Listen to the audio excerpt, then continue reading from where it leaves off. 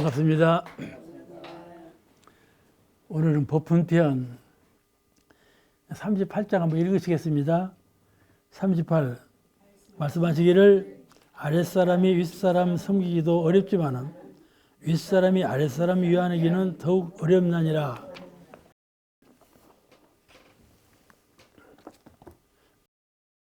만물은 다 이와 같이 응할 수 있는 능력을 갖고 있어요. 물질로만 된 것도, 기운으로만 된 것도, 영혼으로만 된 것도 전부 응할 수 있는 능력이 있어. 그렇죠? 그러니까 불공을 드려야 하는 거야. 응할 수 있는 능력이 있기 때문에 거기에 불공을 드린다. 그 말이에요. 이해가 되시죠? 그래서 우리 원불교는 처처불상 사사불공을 밝혀서 불교보다도 더 그 범위가 광범하며 불교에서 말하는 부처님 전에 올리는 불공보다도 그 범위가 광범해. 절에 불공드리러 옛날에는 어쨌어요? 10리, 50리 길을 가야 하는 거야. 불공드리러 갔어. 그래서 거기서 불공을 드렸어. 그래서 이제 가고 오고 할 것이 없어. 그죠? 가고 오고 할 것이 없어. 제가 이제 원로원 앞에다 이론탑을 세워서 조그마하네요. 가보셨죠? 그래도 말이죠. 그 이론탑 앞에서 불공 드리는 분이 있어요. 아시겠죠? 그러면 그분이 잘못했냐? 저분은 우상숭배다. 저는 조그마한 돌멩이 앞에 뭘 좀 기도를 드린다냐? 그러죠? 우상숭배가 아니에요. 그분은 또 그분대로 그 심리가 그런 그 영권 안에서 하고자 하는 마음이 있기 때문에 그렇게 하는 거란 말씀이죠. 그죠? 이게 처처불상 사사불공 의미로 이해한다면은 그건 모순된 일이 아니에요. 그런데 잘못 보면 우상숭배한다. 철이 들들었다. 아시겠죠? 자기 마음이 부처이거늘 뭘 저걸 조그마한 돌멩이 앞에서 기도를 드리느냐. 철이 들들었다. 이렇게 말할 수가 있어요. 그렇지가 않아요. 불공이라는 것은 그가 마음 가운데 얼마나 큰 원력을 갖고 얼마나 큰 희망을 갖고 하고자 하는 의지를 갖고 행하느냐에 따라 달라지는 것이지, 정성을 들이는가에 따라 달라지는 것이지, 정성 없이 무슨 일을 한다든지, 근데 정성을 기울여서 하는 일과는 정성이 있고 없고에 따라서 큰 차이가 나요. 불공은 그런 의미를, 종교적 그런 의미를 잘 생각해서 사사물물이 다 응할 수 있는, 보응할 수 있는 능력이 있음을 알아서 처처불상 사사불공의 불공을 잘 드리는 그런 수행자가 되어야 돼요. 이제 본문에 아랫사람이 윗사람 섬기기도 어렵지만은 윗사람이 아랫사람 위하기는 더욱 어렵나니라. 누구든지 나 밖의 것을 대할 때에는 경외심을 가져라. 그 말씀은. 그런 공경하는 언행을 보여야 한다. 그것을 놓고 보면 죄가 되기가 쉽고 피해를 입기가 쉽죠. 경외심을 항상 갖고 있는 것. 이것이 모두를 다 부처님으로 보는 안목이에요. 생각해 봐요. 지금 걸어가고 있지 않아? 그러면 하늘에 구름이 떠 있고 앞에 초목이 있고 사방에 꽃이 피어 있고 나는 길을 걸어가는 거야. 길을 걸어가는 것이지. 그래도 마음 가운데 문득 멈춰서 가만 사방사유 이 세상 천지 만물을 명상을 해. 정관 고요한 정신으로 비추어 봐. 아시겠죠? 길을 가면 길을 가는 데만 정신을 들이고 가는 것이 아니라 이 시방사유를 명상을 해. 고요히 정관 고요한 마음으로 관할 줄 알아. 그러면 이 세상은 가득 찼지만은 텅 비었어. 아시겠죠? 텅 비었어. 그런 텅 빈 글자리가 뭐입니까? 이론상의 진리자리요. 이론상의 진리요. 이 우주만유는 이론상의 진리뿐 아무것도. 파리 때문에 강의를 못 하겠는데. 이론상의 뿔. 그렇다면 왜 이렇게 사물이 다 있냐? 사은으로 가득 차죠. 그러니 천지 만물 가득 찬 사물은 전부 이론상의 진리시다 그 말씀이죠. 진리와 사실이 도저히 아니시니 그러시니 어떻게 해야 합니까? 늘 섬기는 마음, 공경하는 마음, 경외심을 잃지 말고 불공 누리는 정신을 가져야 한다.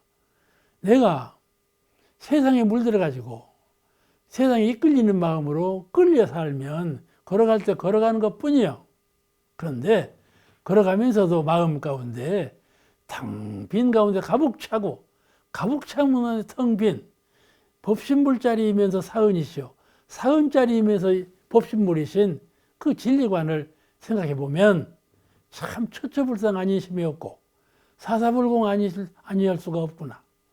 그런 그 불공의 마음이 처소에 관계없이 시간에 관계없이 항상 불공하는 정신으로 살아야 되겠구나. 이런 마음이 깨어있다 그 말씀이죠. 이걸 경외심이라고 그래요. 공경하는 마음을 가져라. 항상 공경하는 마음을 가져라. 이렇게 가르치신 것이에요. 이래서 그렇게 함으로써 공경함으로 감으로써 예절을 지키게 되고 서로 화합하게 되고 너는 나 나는 나가 아니고 서로 화합하게 되고 서로 힘을 합하게 되고 내일은 내일 내일은 내일 가리지 않다. 가리지 않다. 그러면서도 항상 질서가 있어. 차서가 있어. 이 사람 일, 이 사람이 오고, 이 사람이 일, 이 사람이 오고, 서로 부딪혀. 서로 잘하려고, 서로 자기 것 만들려고, 서로 높은 자리에 앉으려고, 서로 부딪혀. 근데 그렇지 않아. 서로 질서가 있고 법이 있어. 그러니까 서로 공경하는 마음으로 경외심을 가지고 섬기는 마음으로 살면 예절이 있고, 서로 화합하고, 서로 합력하고, 질서가 있고 법이 있다 그 말씀이죠. 그런 그 세상이 되기 때문에 항상 경외심을 갖고 살라. 불공하는 마음으로 살라. 그렇게 가르치신 거예요. 얼마나 중요합니까? 불공하는 마음. 불공하는 마음이 바로 공부심이에요. 정산 종사님은 이러한 사회적 개념의 섬김에 대해서 이렇게 사회에서 이걸 가르쳐요. 섬기는 정신을 가르쳐. 이게 그 사회적 개념의 섬김에 대해서 그런 중요하지만은 종교적 개념의 섬김, 사회적으로도 그렇게 가르치지만은 종교적으로 가르치는 이런 섬김의 진리, 그런 그 섬김에 대해서 지금 말씀하고 계시는 거예요. 그 제목이 상공경, 하공경인데 사회적으로는요, 상공경을 많이 가르쳐요. 하공경은 별로 안 가르쳐. 그렇죠? 윗어른을 공경하고 섬겨라. 예절과 이런 그 경외심을 가르쳐요. 그런데 아랫사람을 사랑을 하라고 그러지 아랫사람을 공경하라는 말은 안 해요. 아랫사람을 사랑을 하고 그러지 공경하라는 말을 안 해. 근데 공경해야 돼. 공경하지 아니하고 사랑하는 것은 애착이에요. 애착이요. 사랑은 좋은 것이지만은 그 사랑은 사랑애자라고 그러잖아요. 사랑을 사랑애로 그러죠. 한문으로 애라고 그러죠. 근데 사랑을 가르치는 예수님은요, 본래 박애를 가르쳤어요. 박애. 부처님께서 가르친 자비하고 같은 박애를 가르쳤어. 사랑에 집착하지 않는 사랑. 그걸 가르쳐. 그래서 사람들은 사랑을 하면서 집착하는 사랑을 하는 거야. 집착하는 사랑을 해요. 그러니까 그 사랑에는 반드시 미움이 있어. 미움이 그림자처럼 따라다녀. 사랑 안 하면 미워하고, 미워 안 하면 사랑하고, 그 사랑이에요. 예수님 사랑은 그런 사랑이 아니에요. 밉고 곱고 그런 사랑이 아니에요. 박해요. 그와 같이 섬기는 사람은, 항상 공경하는 사람은 그렇게 치우친 마음으로 사랑하는 것이 아니고 귀해하는 것이 아니다 그 말씀이죠. 이렇게 그 섬기는 도리를 도덕적으로 해야 돼요. 종교에서 가르치는 도덕은 아랫사람뿐만 아니라 어떠한 사물도 똑같은 마음으로 공경심으로 대하라. 이거를 종교에서 가르쳐요. 사회에서는 이런 도덕률을 가르칠 수가 없어요. 진료관이 없기 때문에 가르칠 수가 없어. 오늘은 어른도 그렇게 공경하지만은 사실은 아랫사람도 그렇게 공경해야 되는데 그 아랫사람 공경이가 더 어렵다. 그 말씀이요. 그럴까요? 그러할까요? 그렇죠? 아랫사람 공경이 더 어려워요. 왜냐하면 아랫사람은 철이 안 들었어요. 철이 안 들고요. 그야말로 이 개떼처럼 막 뿔뿔이 헤어지는 그런. 그리고 본래 관념적으로 아랫사람은 자기 밑에 사람 이렇게 아는 거예요. 그러니까 높일 마음이 없죠. 아랫사람을 높일 마음이 있나요? 없어요.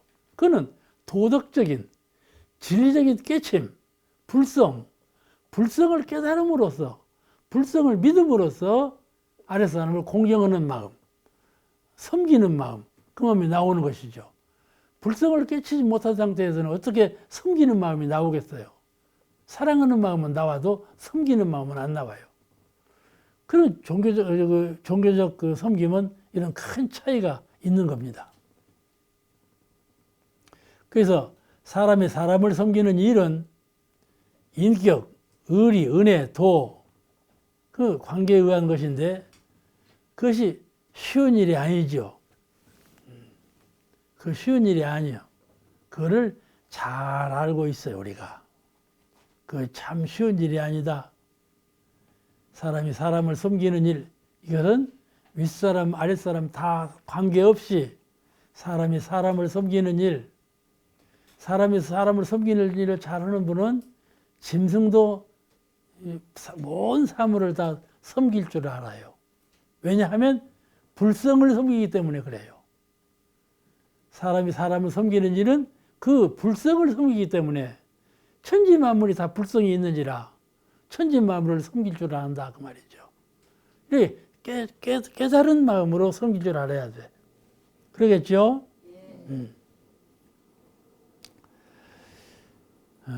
과거에는 노후의 무자력함을 보장받기 위해서 아랫사람을 위했어요. 아랫사람을 사랑할 때, 아랫사람을 키울 때 내가 늙으면 너한테 은혜를 주고 살겠다. 그러니까 키워야 되겠다. 그래가지고 다른 사람 자녀보다 더 많이 귀해하고 키웠다 그 말씀이죠. 그 요새는 어때요? 요새는요 자녀한테 의지 안 해요.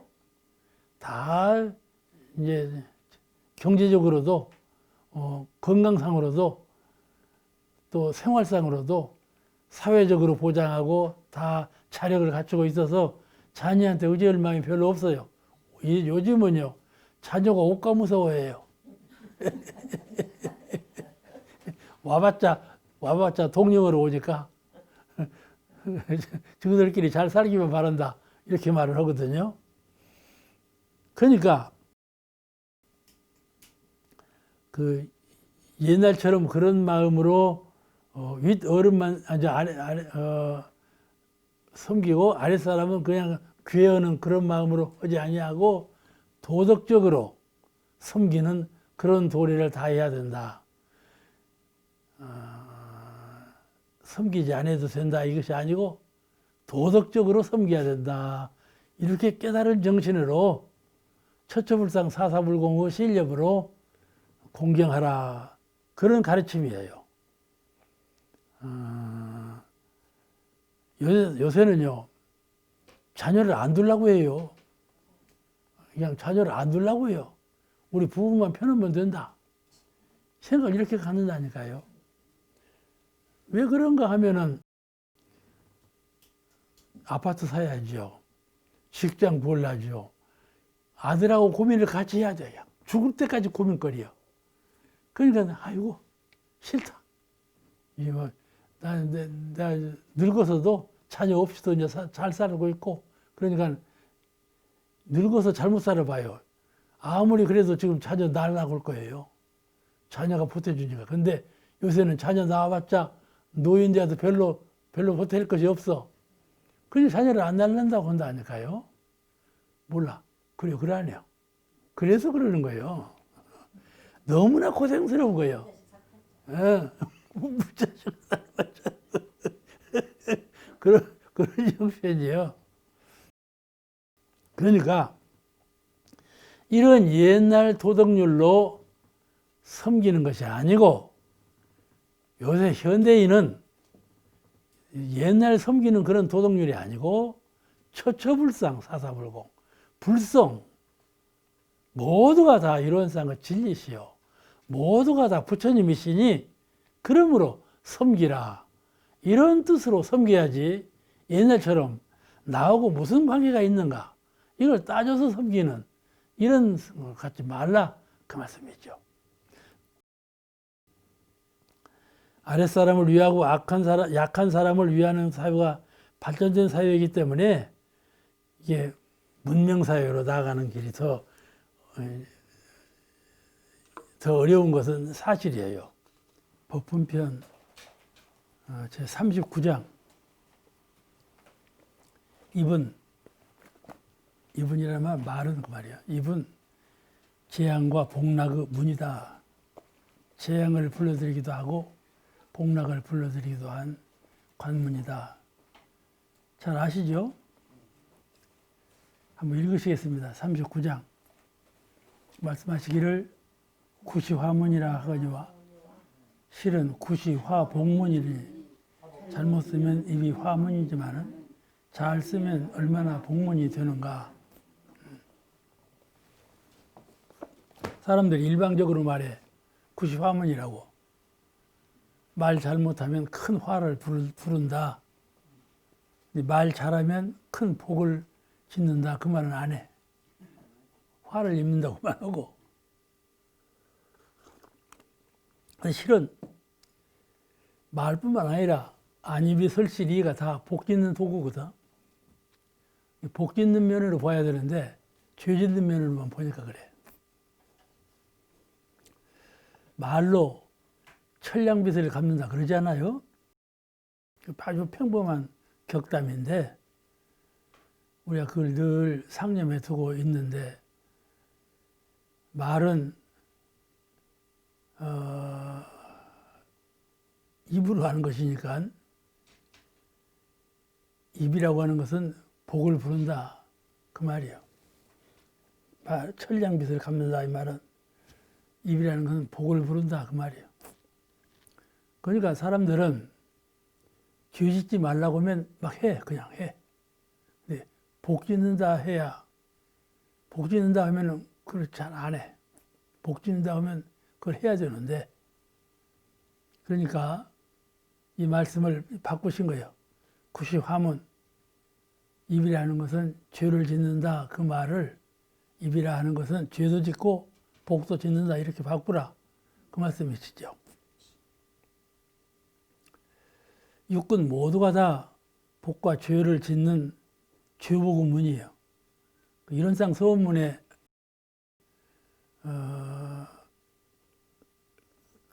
이런 언어도단의 입장 저 유무초월의 생사 문인바 그 말씀 있죠? 생과 사의 문인바 생 낳는 것과 사 죽는 것 낳는 문만이 아니라 죽는 문도 기다 두 문이다 그 말씀은 같은 뜻이죠. 두 문이에요. 이제 참회문에 이렇게 밝히셨죠. 참회는 악도를 놓고 선도에 들어오는 초문이라. 거기서도 문이라고 했어요. 불가에서는 문이라는 말 많이 써요. 절에 처음 들어가면 일주문 나오죠. 그러죠? 일주문. 일주문. 하나로 된 기둥이 하나예요. 일주문은. 그냥 일주문이라고 했는데 하나로 통하는 문이다 그 말씀이죠. 하나. 둘이 아닌 하나로 통하는 문. 하나짜리. 그러니까 입은 하나인데 통하는 길은 둘이죠.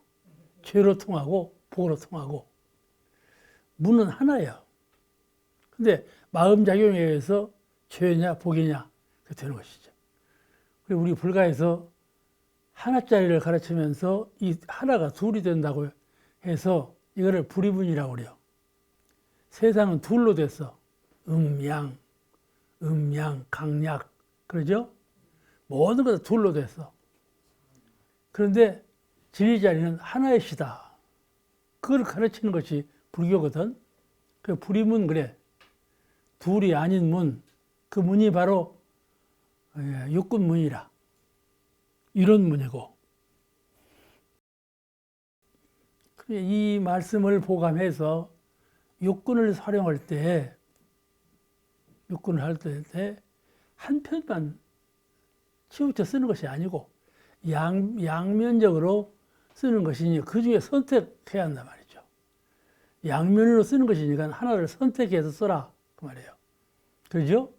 우리가 물건을 둘이 있을 때 둘 중에 하나를 선택하지요. 그죠? 둘 다 갖고 싶을 때도 있지. 그런 때도 있지만은 둘 중에 하나를 선택한단 말이에요. 그와 같아요. 육군을 활용할 때 세상 일은 1000,000가지가 있는데 그 중에 하나만 선택해라. 그게 최선의 선택이죠. 그게 지혜예요. 지혜가 밝아야 최선의 것을 선택할 수 있어. 지혜가 어두우면 둘 다 갖고 싶어.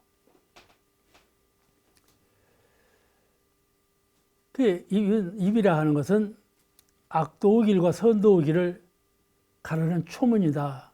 첫째 문이 입을 잘못 쓰면 악도로 떨어지고 입을 잘 쓰면 선도로 돌아온다.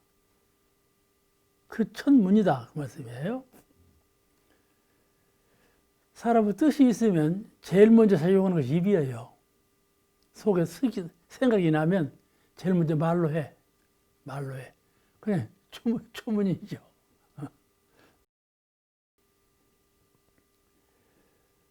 이 세상에는 아주 맑은 것이 있어요. 맑은 것의 상징이 될 만한 것이 이슬이에요. 이슬처럼 맑은 것이 없죠? 그 새벽 이슬. 이슬은 아주 맑고 청정해서 빛이 비치면 영롱하게 비치죠. 그 이슬처럼 맑은 것이 없다고 우리가 상념으로 생각하고 있는데, 그래, 맑은 것을 대표할 때는 이슬이라고 말하지만은, 밝은 것을 대표할 때는 뭐라고 말하나요? 태양이라고 그러죠? 햇빛이라고 그래요. 그 사람이 수행문에 들어와서 마음을 닦는다 할 때 첫째가 마음을 비우고 깨끗이 비우고 청정하라 가르쳐. 그죠? 종교문에 들어올 때는 마음을 맑게 하라. 그걸 수양이라고 그래요. 수양이라는 것은 탁한 기운, 흩어진 마음을 하나로 통일시키는 그걸 맑은 마음이라고 그래요. 맑은 것은 통일된 것이에요. 하나로 통일된 것이 맑은데 그를 이슬처럼 막다 그러거든요. 그러면 우리가 이슬처럼 살아야 하는가? 그죠? 이슬처럼 살아야 하는가? 세상에서 제일 약한 것은 이슬이에요. 그 노래가 있죠. 저 이슬은 누가 가져가는가? 종교문에 들어와서 청정일념, 그 열반할 때에도 오직 청정일념만 가지고 열반길을 가라. 깨끗하고 조촐한 맑은 한 마음으로 열반길을 가라. 그래야 이 천지의 영기와 합일이 된다. 그런 뜻에서 영생할 수 있다. 그런 뜻에서 청정일념을 갖추라. 그렇게 열반할 때 부족하는데 우리 이 세상을 살 때 그와 같이 이슬처럼 살 수가 있는가? 그러면 어떻게 살라는 말이냐? 태양처럼 살라. 그 말이 대비적으로 나오는 말이죠. 이슬처럼 살 것인가? 태양처럼 살 것인가? 비유될 만하죠? 예? 항상 맑음을 가지고 살라 그러면 꼭 약자가 되는 것 같아. 또 숨은 곳, 어두운 곳에 있는 것 같아. 근데 종교가 가르치는 것은 그런 건 아니에요. 태양처럼 살라고 가르쳐요. 태양처럼 살라고 가르쳐요. 이 세상에 만약에 그와 같이 맑은 것만 선택한다면 어떻게 살 거예요? 둘을 수용하지 못하고 하나만 갖고 있다면 어떻게 생활할 거야? 그러니까 이슬과 태양 중에 하나를 선택하려고 하면 뭘 선택할 것인가? 옥타곤이 뭘 선택하겠어? 태양을 태양을 선택할. 그와 같이 무슨 일을 할 때에는 좀 적극성이 있어야 돼. 선을 닦을 때에도 적극적으로 선을 닦아야 하고, 복을 지을 때에도 적극적으로 복을 지어야 하고, 두 곳 가운데 하나를 선택할 때에도 적극성 있게 선택해야 한다. 흐리멍덩하게 선택하면 안 된다. 그러니까 잘 생각해서 선택을 잘하라. 육군 동작을 할 때 온전이라는 것은 정신 수양한단 말이에요. 생각으로 사리 연구를 해서 취사 잘 선택하라. 그 양자 중에 하나 선택하는 것이 그래 쉬운 일이 아니에요. 왜냐하면 사람은 착심이 있어요. 욕심이 있고 착심이 있어가지고 양자 중에 하나 선택하는 것이 쉬운 일이 아니에요. 그래서 그 선택권이 주어져 있는데 이거를 잘 사용해야 돼. 그 가운데 죄냐 복이냐 하는 것이 나와. 죄냐 복이냐. 이 죄라 하는 것이 마음에 그림자가 있고 착심이 있고 어두운 마음이 있으면 죄가 최선의 것처럼 보여. 그러니까 문제가 생기는 거예요. 문제가 생기는 거예요. 복이 최선의 것으로 보이지 않고 죄가 최선의 것으로 보인다 그 말이에요. 그러니까 그걸 선택하는 것이죠. 그는 마음에 그런 뜻이 있기 때문에 그렇게 되는 거라.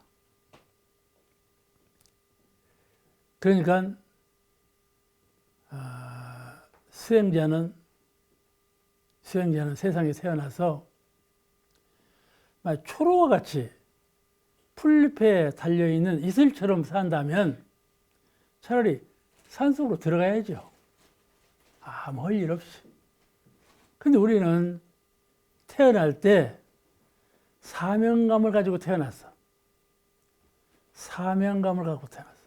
가령 태어날 때 수양하고 자기를 천도하기만 위해서 태어난다 이렇게 볼 수 있는데 좀 적극적인 삶을 본다면은 나는 법신불 사은께서 진리께서 나를 세상에 보내실 때 또 내가 스스로 한 마음을 일으켜서 세상에 나올 때 무엇을 하기 위해서 내가 하는 그 목적성을 어디에 둘 것인가 하는 것은 첫째는 성불이지만 둘째는 재중에 있어. 재중에 있어. 그러니까 성불할 때에도 좀 적극적으로, 재중할 때도 좀 적극적으로 한다면 그는 이슬을 선택하지 아니하고 태양을 선택할 거다 그 말이죠. 그죠? 그러니까 한 마음만 깨끗하게 비우면 된다는 생각을 버리고 그 깨끗한 한 마음을 잘 활용해서 가정을 또 이웃을 전 생명을 위해서 내가 한 마음을 잘 써야 되겠구나. 이런 적극적인 자세로 생활을 해야 된다 그 말이에요.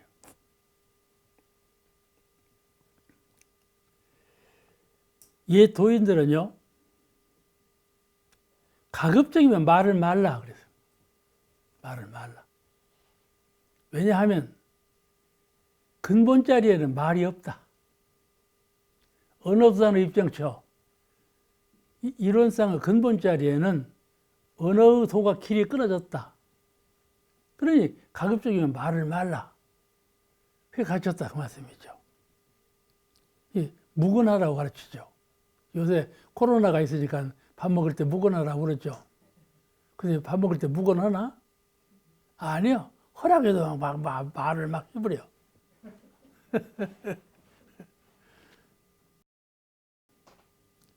옛날에는 도인이 되려면 가급적이면 말을 말고 묵언하라 그렇게 가르쳤다니까요. 그런데 문명한 세상의 도인들은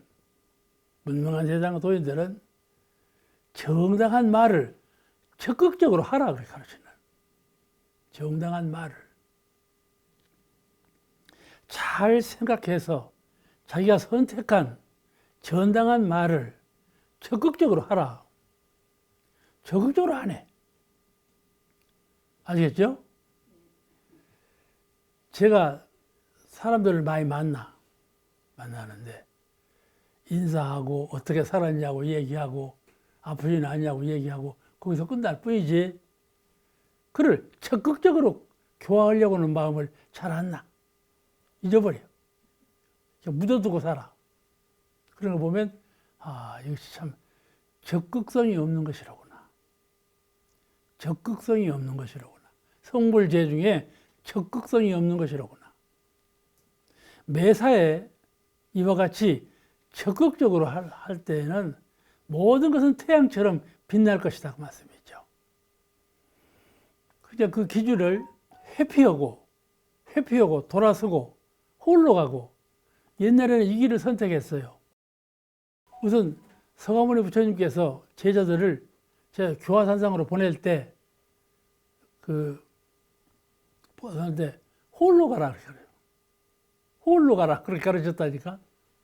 짝하지 말고.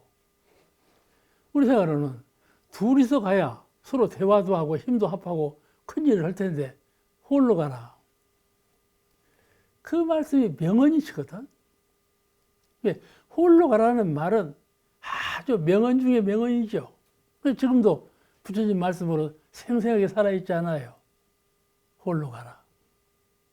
사람들은 홀로 가라고 해도 홀로 가라들 안 해요. 꼭 둘이 가려고 그러고 합해서 가려고 그러지. 그러니까 둘이 가면 혼잡을 일으키거든. 섞여. 아시겠죠? 섞이니까 섞이면 어두워지고 섞이면 탁해지고 그래요.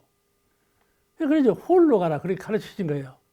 그런데 홀로 가라는 말씀은 지당한 말씀이죠. 근데 그 홀로 가는 정신, 홀로 있는 그 마음을 가지고 여럿을 함께 하는, 다시 거듭 재생의 길을 가는, 그걸 부활이라고 할 수가 있지요. 부활할 수 있는 그런 적극성적인, 아시겠죠? 이슬처럼 살지 말고, 이슬처럼 홀로 있지 말고 태양처럼 전부를 끌어안아서 훈육을 하는 그런 적극성으로 산다. 아까 그 태양을 선택한다는 말씀은 참 잘하신 말씀이에요. 그러죠? 그 이제 옥사원이 하시는 걸 보면 꼭 그래. 모든 것이 적극적이에요.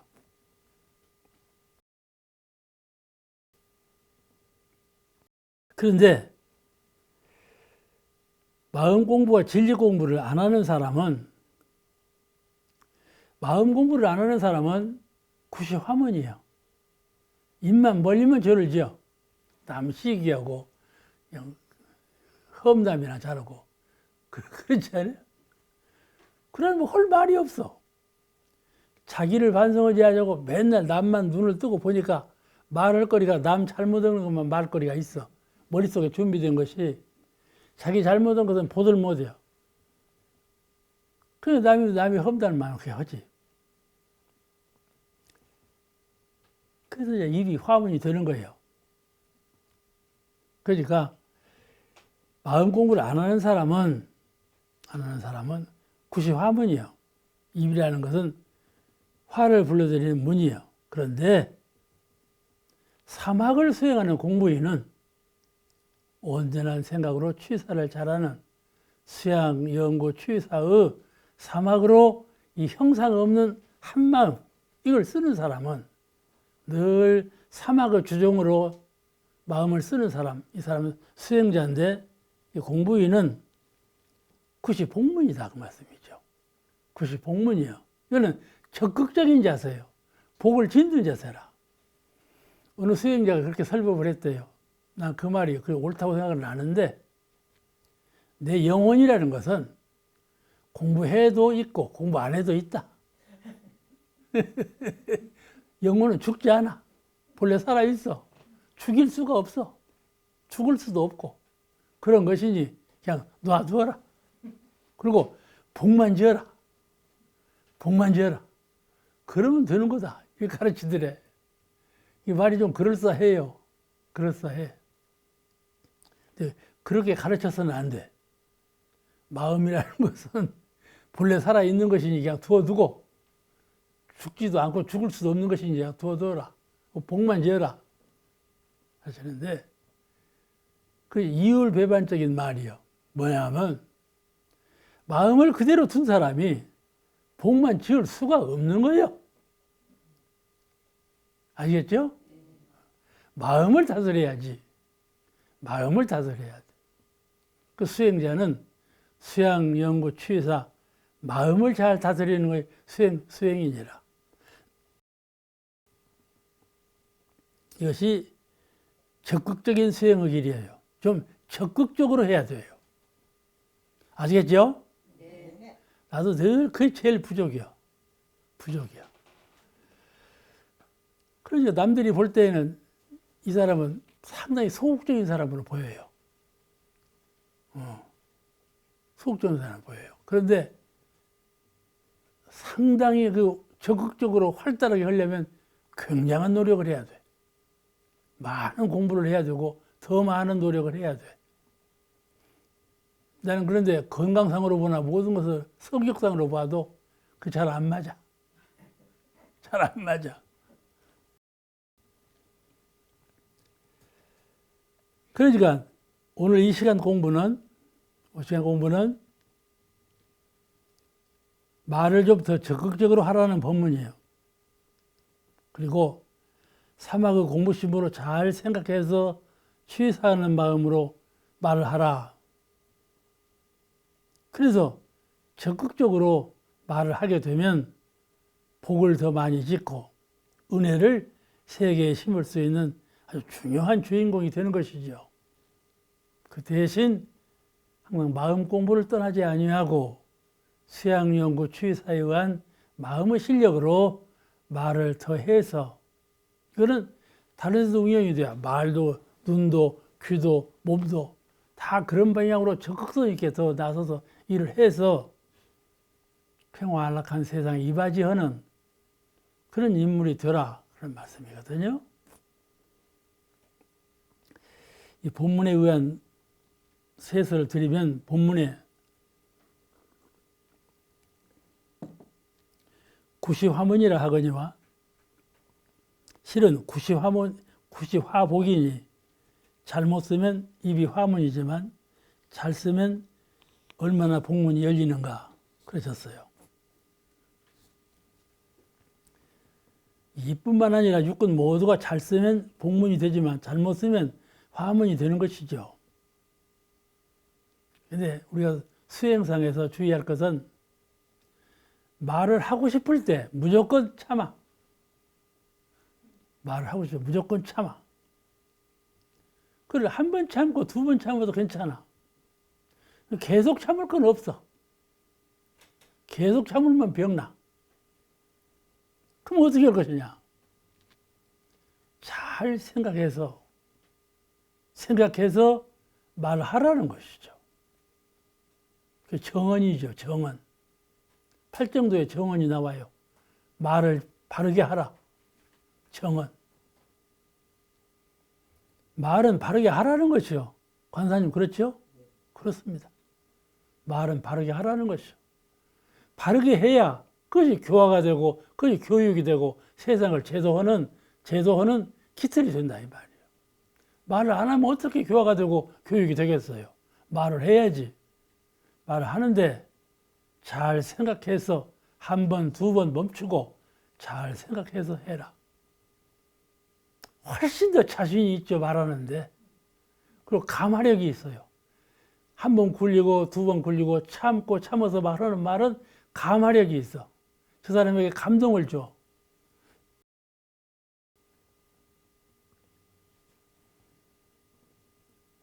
그러니까 말을 안 하면요,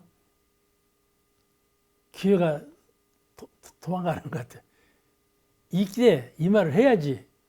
이때 이 말을 안 하면 기회 상실이다. 다음에는 말할 때가 안 돌아오지. 이때 이 말을 안 하면 이 분을 어떻게 참고 할 것이냐. 말해버려야 한다. 하거든. 다 그러죠? 해버려. 참고 기다리면 꼭 훨씬 더 좋은 기회에 훨씬 더 충만된 내용의 말을 순서 있게 조리 있게 감화 있게 할 수 있는 기회가 꼭 돌아와요. 그 기회가 반드시 돌아와요. 참으면 좋은 기회가 돌아옵니다. 그래서 때가 늦지 않아요. 소신대로 말할 수가 있다. 제 40장. 40장도 거의 같은 말씀이에요. 한번 읽으시겠습니다. 40 한번 읽으시겠어요? 40 말 한마디에 죄와 복이 왕래하나니 한마디 말이라도 함부로 말라. 거의 같은 내용이죠. 41장 말씀하시기를 말은 후하게 하고 일은 민첩하게 하라. 거기도 거의 대동소이한 말씀이에요. 그래서 오늘은 제 41장 42장 한번 읽으시겠습니다. 말씀하시기를 수도인이 해수만 좋아하고 공부를 잘못하면 악도에 떨어지나니 될 수 있는 대로 나무 덕을 적게 입고 공부하여야 빚이 적나니라. 큰일 났어. 근데 해보면 그렇게 안 되더라고. 해보면 그렇게 안 돼. 고행하기가 싫어. 생각에 뭐대로 고행을 해요. 고행 안 해도 얼마든지 공부하는데 뭐대로 고행을 하면서 그렇게 살 것이냐. 그런 생각이 앞서지니까 이 말씀대로 실행이 잘 안 돼. 해수라는 것은 다 아시죠? 정당한 수고 없이 대가를 받거나 은혜를 입는 것 등을 말해요. 정당한 수고 없이. 우리 수행자에게 그런 일이 많이 돌아와요. 나는 정당한 수고가 없는데 해시를 많이 받는 경우가 많이 돌아와요. 그런 걸 좋아하지 말라 그 말씀이에요. 좋아하지 말라. 불가에는 전통이 있어요. 불공을 드려야 한다. 불공을 드려야 후생에 복받은 사람이 된다. 그래가지고 어떻게 해서라도 불공을 드려. 그죠? 어떻게 해서라도 내 힘 미치는 대로 불공을 드려. 사은 은혜가 불공을 하는 말씀이거든. 사은 은혜. 은혜를 알아서 은혜를 갚으라. 그 말씀이 불공을 하는 말씀이에요. 그런데 불가에는 이렇게 불공 의미로 출가 수도인에게 물질적으로 보시하는 것을 신앙행위로 하라. 그것이 신앙이다. 종교를 믿으면 수행자에게 또는 회상, 교단에 물질적으로 보시하는 것을 신앙행위로, 신앙인은 꼭 이렇게 해야 된다. 그런 신념을 갖고 그렇게 해요. 이것이 통상화된 불교 전통이에요. 여러분 잘 아시지만 심청 공양미 올린 거, 그게 바로 그것 아니에요? 심청 공양미를 전혀 부유도 않은 집안에서 공양미를 올려갖고 아버지 눈을 뜨겠다 하겠다. 그래서 안 되니까는 그 바다에 빠지지 않았어? 수도인이 보은한 능력과 교화할 실력이 없으면서 수도인이 교화할 능력과 실력이 없으면서 그러니까 공부가 약한 자리에서 그 말이죠. 공부를 잘 했으면 상대방을 충분히 교화할 수 있는 실력을 갖추는 것인데 공부가 약하면 그리 안 되죠.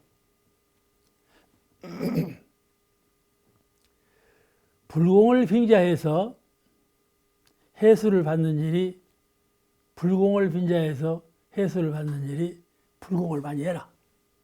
불공을 많이 해라. 그렇게 해수를 많이 받는다 이 말이에요. 그런 일에 정신을 자꾸 기울여. 기울여. 그러면서 수행에는 별 무관심이 되면 이게 이제 수행자의 본래 길을 떠나는 것이죠. 문제가 되어 있는 거예요. 그렇게 되면. 이걸 지적하신 말씀이에요. 왜 이렇게 되는가 하면은 세상을 살 때 물질이 필요한 건 당연하죠. 당연해요. 몸을 가지고 있으니까. 근데 마음에 정신을 두지 아니하고 몸에 정신을 둔 사람은 자꾸 물질에 흘러요, 마음이. 그 영역이 자꾸 커져서 다음에는 공부하는 영역보다도 물질적으로 몸을 보호하는 영역이 더 확충되어 가지고 보시받기를 해수받기를 좋아한다. 실력 없으면서. 그렇게 되면 자기를 망치는 일이 되는 거라. 망치는 일이 되는 거예요. 그러니까 그것을 크게 조심해야 된다. 만약에 마음을 닦는 실력이 부족하면서 해수를 많이 받으면 그 과보를 어떻게 할 것인가 하는 거예요. 수행자로서 마음의 실력이 부족한 상태에서 해수를 많이 받으면 과보가 훨씬 더 크다. 세상에서 물질 공양을 받는 것보다도 더 과보가 크다. 왜냐하면 법을 빙자해가지고, 그러죠? 법을 빙자해가지고, 회상을 빙자하고, 수행자를 빙자해가지고 그런 일을 했으니까는 그 과보가 나에게 부담이 훨씬 큰 거다. 같은 물질적인 해수를 받았어도 그와 같이 수행자로서 법을 빙자해갖고 과분한 도에 넘치는 해수를 받으면 그 과보는 상상할 수 없이 큰 과보를 받는다. 그 옛날에는 이런 얘기 할 때는 꼭 구렁이 얘기를 해요. 아시겠죠? 구렁이 벌을 받는다고. 불가의 일화는 꼭 그렇게 되어 있어요. 구렁이 벌을 받는다고. 그러니까 얼마나 무서운 과보입니까? 이 부처님께서 돌아오는 세상 3세를 말씀하시죠. 정법 세상, 개법 세상, 상법 세상, 개법 말법 세상, 3세 세상을 말씀을 했어. 그 천년 단위로 천년, 3천년을 말씀했는데 이 말씀이 이제 1000가지, 10,000가지 달라. 어디는 500년, 만년 이렇게도 하고 천년, 만년 이렇게도 하고 이 3세를 이렇게 나눈다 말씀이요. 그런데 우리가 평범한 이렇게 여러 가지 설을 다 물시에 뿌리고 정안으로 바르게 한번 비판해 본다면 모든 것을 정법시대, 상법시대, 말법시대를 그렇게 500년, 만년, 천년, 만년 그렇게 하겠습니까? 후세인들이 이 3세가 지나가면 불교가 없어진다는 말 아니에요. 그러니까 그런 말을 안 들으려고 말세를 길게 뺐어. 만년, 천년, 만년. 이 말세라는 그 세상이 오래 간다고 그래놨단 말이에요. 그러기나 해서 그렇게 됐지. 부처님 처음 하신 말씀이 천년이야. 천년. 3천년 간다. 그렇게 보는 안목이 가장 정당한 안목일 것이다. 그렇게 보는 거예요. 이것은 정설이 없어요. 그냥 다 마음대로 생각하는 거예요. 생각하는데 그런 기준으로 생각하는 것이 당연성이 있다. 왜 내가 이 3세 말씀을 드리는가 하면은 그 말법 시대, 정법 시대에는 부처님 말씀대로 수행을 잘해서 정득, 불과를 잘 얻는 그런 시대고, 상법 시대는 말은 근사해. 근데 수행이 부족해. 그게 말이 무성한 시대. 법이 자꾸 팽창해. 법을 하나로 말씀했는데 둘로 뽀개고 셋으로 뽀개갖고 자꾸 법이 팽창을 해. 많은 법설이 나와. 그러죠? 여러분 온물교에 오셔가지고 처음에는 단순했죠, 교법이. 근데 한 10년, 30년 세월을 하다 보니까 법이 얼마나 많아졌어요. 마구 법이 불어나. 법이 불어나. 법이 불어나면서 그만큼 마음도 맑아지고 밝아지고 깊어져야 되는데 그러지 못하고 반대 현상이라. 법이 불어나면 실행이 자꾸 줄어들어. 그러죠? 그게 말 많은 사람 보면 그렇잖아. 말 많은 사람 보면 실행 없는 사람이라고. 그 이유가 그런 말이거든. 오늘은 내가 말을 해도 좀 이랬다 저랬다 하는 거예요. 언제는 말을 적극적으로 하라고 해놓고 언제는 또 말을 말하게 해놓고 그렇잖아요. 이 중심이 마음 공부에 있어. 마음 공부를 하면서 그 마음 공부대로 말을 적극적으로 하는 말이지. 마음 공부가 흔들리면서 말을 맞이하면 이건 폐법이라. 자, 오늘 말씀 여기서 마치겠습니다.